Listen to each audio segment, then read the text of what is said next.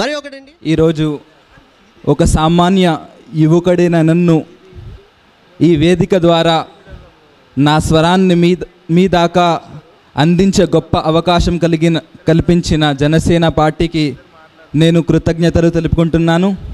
అదేవిధంగా ఈరోజు మన నగరంలో మన రాష్ట్రంలో చాలా రకాల సమస్యలు ఉన్నాయి. మనందరికీ మన నిత్య జీవితంలో మన రోజువారీ జీవితంలో ఆ సమస్యలు ఏదో రకంగా ఎదురవుతున్నాయి. కానీ చాలామంది కూడా ఎప్పుడైతే మనం ఒకరి నుండి ఒకరు కలుస్తామో ఆ సమస్యల గురించి మాట్లాడుకుంటాం.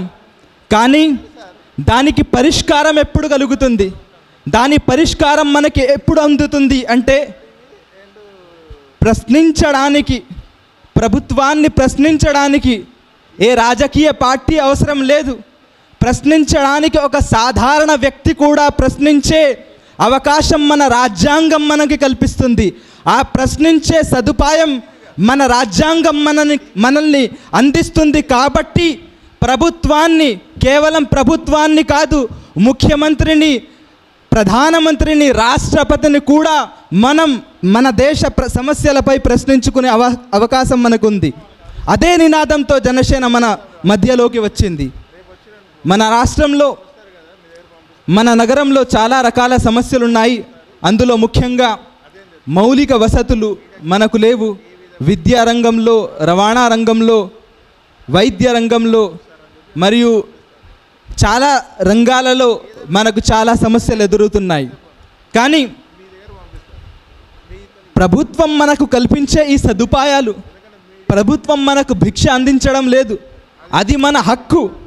మనకి వైద్యం అందించడం ప్రభుత్వాని హక్కు, ప్రభుత్వ హక్కు. మనకు విద్య అందించడం ప్రభుత్వ హక్కు. మనకు సరైన రవాణా సదుపాయాలు కల్పించడం ప్రభుత్వ హక్కు.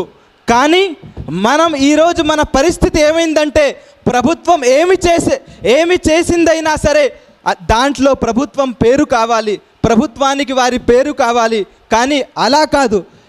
ఈ సదుపాయాలన్నీ మాకు అందడం అది మన రాజ్యాంగ హక్కు. తప్పకుండా మనం ప్రశ్నించి ఏదైతే సదుపాయాలు, ఏదైతే హక్కులు, ఏదైతే పథకాలు మనకు అందాలో తప్పకుండా మనం ప్రశ్నించుకొని ఆ యొక్క పథకాలను, ఆ యొక్క పరిష్కారాలను అందుకోవచ్చు. का मौका दिए और उर्दू मेरी मादरी ज़ुबान है, तो कई ऐसे मसाइल है जिसका हल हुकूमत हमें दे सकती है. उस सूरत में हल दे सकती है जब हम आम आदमी होने के नाते हुकूमत से ईमेल के ज़रिए से सवाल कर सकते हैं. बराह रास्त किसी लीडर के ज़रिए से हम मुलाकात करके उनसे पूछ सकते हैं कि तुमने इंतखाबात के वक्त ये सवाल किया था कि तुम हमें वोट दो, हम तुम्हें ये सहूलत देंगे. जब कभी इलेक्शन का मौका आता है, जब ये कायदीन हमारे पास वोट मांगने के लिए आते हैं, कितने ऐसे लोग हैं हम में से जो वो लीडरों से ये सवाल करते हैं कि तुमने जो वादा किया था 5 साल पहले, कब उस वादे को पूरा करोगे? हम कब उन्हें सवाल करेंगे, हम कब उन्हें ठहराएंगे? जब तक हम उनसे ये बात नहीं पूछेंगे, ये सवाल नहीं करेंगे, उस वक्त तक हमारे मसाइल हल होने वाले नहीं हैं. और हर मसले का हल हुकूमत नहीं करती, हमारी भी जिम्मेदारी बनती है. हम कभी मसले अगर पैदा होने की सूरत में हुकूमत को जिम्मेदार नहीं ठहरा सकते. हमको चाहिए कि हम हुकूमत से बराह रास्त सवाल करें. सोशल मीडिया का ज़माना है. अगर आपके पास कोई मसला है, फौरी मुतअल्लिक़ा वज़ीर से आप सवाल कर सकते हैं, फ़ोन करके सवाल कर सकते हैं.